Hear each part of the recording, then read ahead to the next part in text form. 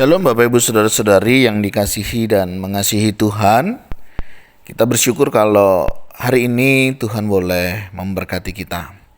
Mari sebelum kita membaca merenungkan firman-Nya kita berdoa. Tuhan, terima kasih, kami bersyukur untuk pagi ini Engkau boleh memberkati kami dan kami boleh ada sebagaimana kami ada. Itu semua karena berkat kemurahan-Mu. Sebentar kami akan membaca dan merenungkan firman-Mu. Berfirmanlah dan biarlah kami mengerti apa yang menjadi kehendak-Mu dalam hidup kami. Kami berdoa di dalam nama Tuhan Yesus Kristus. Haleluya. Amin. Ayat firman Tuhan hari ini terambil dari kitab Keluaran pasal yang kelima, ayat yang pertama hingga ayatnya yang ke-23.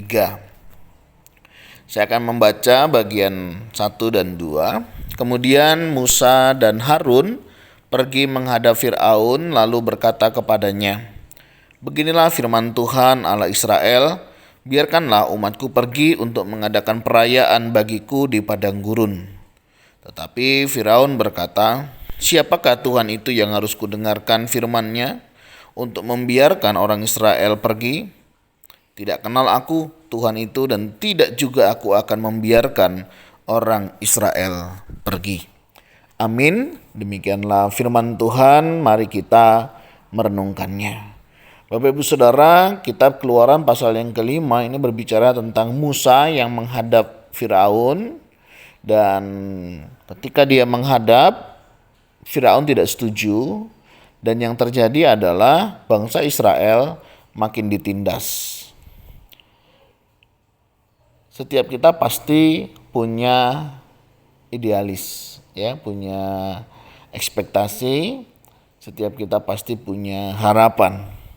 Ketika harapan itu tidak sesuai, itu yang terkadang menjadi beban berat di dalam kehidupan kita. Ketika harapan kita tidak sesuai dengan kenyataan. Siapa yang berpikir, siapa yang membayangkan jika menghadap Firaun adalah sebuah kesia-siaan. Saya tidak tahu apa yang dipikirkan oleh Musa sehingga dia sempat berkata, "Siapakah aku ini?" Sehingga dia mengeluh tentang berat lidah dan lain sebagainya. Mungkin dia juga sudah membayangkan situasi kondisi yang seperti ini, di mana ketika dia menghadap Firaun bukannya mendapat izin tetapi mendapatkan celaan. Bukan meringankan beban bangsa Israel tetapi juga justru memberatkan kondisi bangsa Israel. Gak ada yang menyangka, dan mungkin ini salah satu pertimbangan juga kenapa Musa tidak mau melakukannya. Karena Musa dididik besarkan sempat di kerajaan Fir'aun. Nah Bapak Ibu Saudara, situasi kondisi seperti ini sangat mungkin terjadi di dalam kehidupan kita. Ketika kita dipanggil misalnya ya untuk melayani, kadang kita sudah tahu bangsa, orang, suku, golongan tertentu ketika kita diperintahkan untuk melayani mereka. Mungkin kita juga berpikir, gak mungkinlah bangsa itu mau, gak mungkinlah kelompok itu mau, gak mungkinlah suku ini mau. Kita sudah membayangkan banyak hal. Kadang tidak sedikit juga orang frustasi, putus asa karena tidak mendapatkan hasil.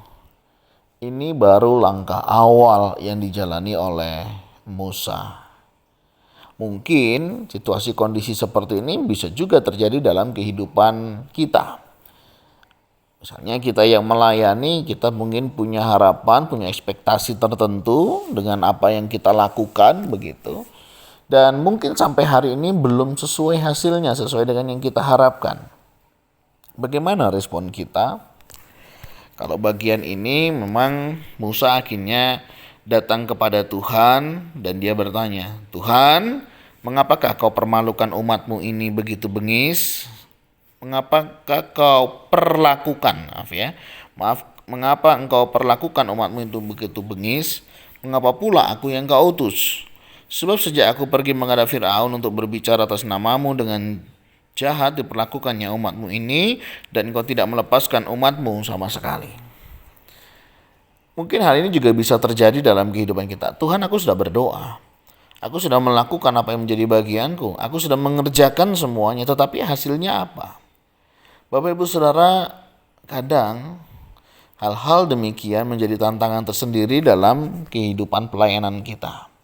Ketika sampai hari ini mungkin belum ada hasil pelayanan kita.